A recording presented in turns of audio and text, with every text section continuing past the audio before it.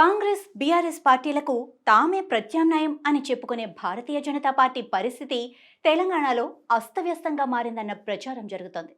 రాష్ట్ర పార్టీ నేతలు ఏం మాట్లాడుతున్నారు, ఎలా వ్యవహరిస్తున్నారు అన్న సమాచారం జాతీయ నాయకత్వానికి లేదా? లేకపోతే అన్నీ తెలిసి చూసి చూడనట్లు వ్యవహరిస్తున్నారా? రాష్ట్ర పార్టీపై హైకమాండ్ పట్టుకోల్పోయిందా అన్న ప్రశ్నలు సర్వత్రా వినిపిస్తున్నాయి. అసలు తెలంగాణ బీజేపీలో ఏం జరుగుతోంది? Let's watch this story.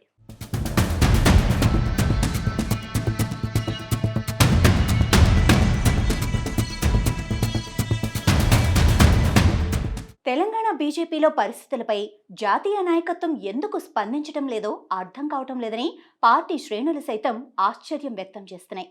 ఇతర రాష్ట్రాల్లో ఎంపీలు, ఎమ్మెల్యేలకు లీడర్షిప్ రెస్పాన్సిబిలిటీస్ ఇస్తున్న కేంద్ర నాయకత్వం తెలంగాణలో మాత్రం అందుకు విరుద్ధంగా వ్యవహరిస్తోంది.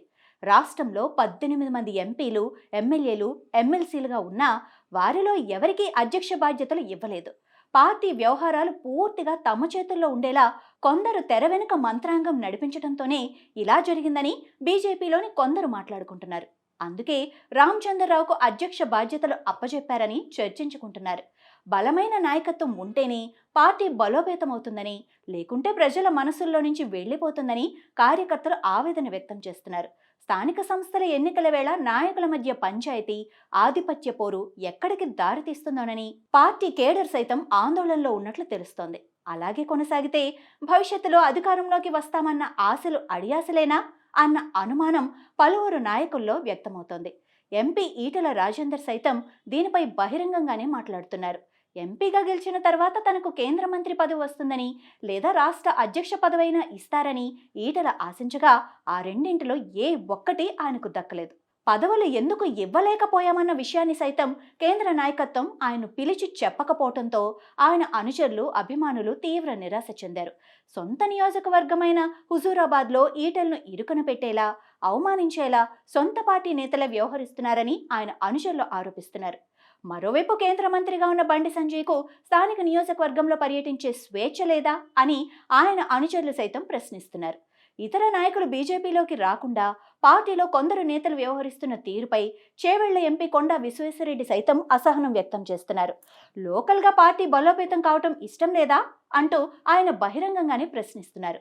ఇక అధ్యక్ష పదవి ఆశించి భంగపడిన నిజామాబాద్ ఎంపీ ధర్మపురి అరవింద్ సైతం పార్టీలో జరుగుతున్న పరిణామాలపై అసంతృప్తిగానే ఉన్నారని ఆయన అనుచరులు చెబుతున్నారు. మరోవైపు శాసనసభాపక్ష నేతకు ఎమ్మెల్యేలకు మధ్య పొసగటం లేదని చర్చ జరుగుతోంది. అసెంబ్లీ సమావేశాలు జరుగుతున్న సందర్భంలో వారి మధ్య సమన్వయలేమి స్పష్టంగా కనిపిస్తోంది. ఈ వ్యవహారంపై అనేక సార్లు వార్తలొచ్చినా, ఎమ్మెల్యేలు ఆయనపై అసంతృప్తి వ్యక్తం చేసినా పార్టీ నాయకత్వం మాత్రం సీరియస్గా స్పందించడం లేదన్న విమర్శలు వస్తున్నాయి. స్థానిక ఎన్నికలను నాయకత్వం సీరియస్గా తీసుకోవటం లేదని బీజేపీ శ్రేణులు వాపోతున్నాయి.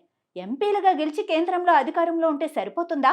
స్థానికంగా బలపడాల్సిన అవసరం లేదా అని స్థానిక నేతలు, కార్యకర్తలు ప్రశ్నిస్తున్నారు. స్థానిక ఎన్నికలు ముంచుకొస్తున్న వేళ కాంగ్రెస్ హడావుడి చేస్తుండగా బీజేపీ మాత్రం వర్క్షాపుల పేరుతో శ్రేణులను ఉత్సాహపరచని, ప్రయోజనం లేని కార్యక్రమాలు చేస్తోందంటూ సొంత పార్టీ కార్యకర్తలే చెప్తున్నారు.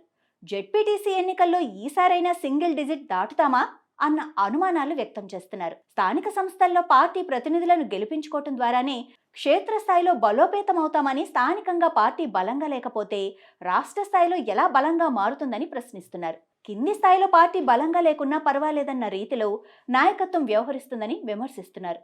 మరోవైపు స్థానిక ఎన్నికల్లో విజయం సాధించిన నాయకుడు ఎప్పటికైనా తమకు పోటీ అవుతాడన్న అనుమానంతో కొంతమంది నాయకులు లోకల్ బాడీ ఎలక్షన్స్ పై ఫోకస్ పెట్టడం లేదన్న విమర్శలు వస్తున్నాయి. పరిస్థితి ఇలాగే కొనసాగితే ఎంపీలుగా గెలిచిన నేతలు ఒక్కొక్కరు ఒక్కో జెడ్పీటీసీ స్థానాన్నైనా గెలిపించుకోగలుగుతారా అన్న సందేహాలు సైతం పార్టీలో వ్యక్తమవుతున్నాయి. లోకల్ లీడర్లు, కార్యకర్తల్లో ఉన్న ఈ అసంతృప్తి పార్టీ అధిష్టానం వరకు వెళ్తుందా? వెళితే రాష్ట్ర బీజేపీ విషయంలో అధిష్టానం కాస్తైనా దృష్టి పెడుతుందా అన్న ప్రశ్నలకు సమాధానం రావాలంటే ఇంకొన్ని రోజులు వెయిట్ చేయాల్సిందే. మీ ప్రాంతంలో కానీ, మీ నియోజకవర్గంలో కానీ ఏదైనా సమస్య ఉందా? ఆ సమస్యను మీ నాయకుడి దగ్గరికి తీసుకువెళ్ళి లేదా చెప్పాలి అనుకుంటున్నారా? అయితే వెంటనే అభినవ్ భారత్ యాప్ డౌన్లోడ్ చేసుకోండి. మీ సమస్యను పోస్ట్ చేసేయండి. అది మీ నాయకుడి దృష్టికి మేము తీసుకెళ్తాం. సో ఇంకెందుకు ఆలస్యం? వెంటనే గూగుల్ ప్లే స్టోర్లోకి వెళ్ళి అభినవ్ భారత్ యాప్ డౌన్లోడ్ చేసుకోండి.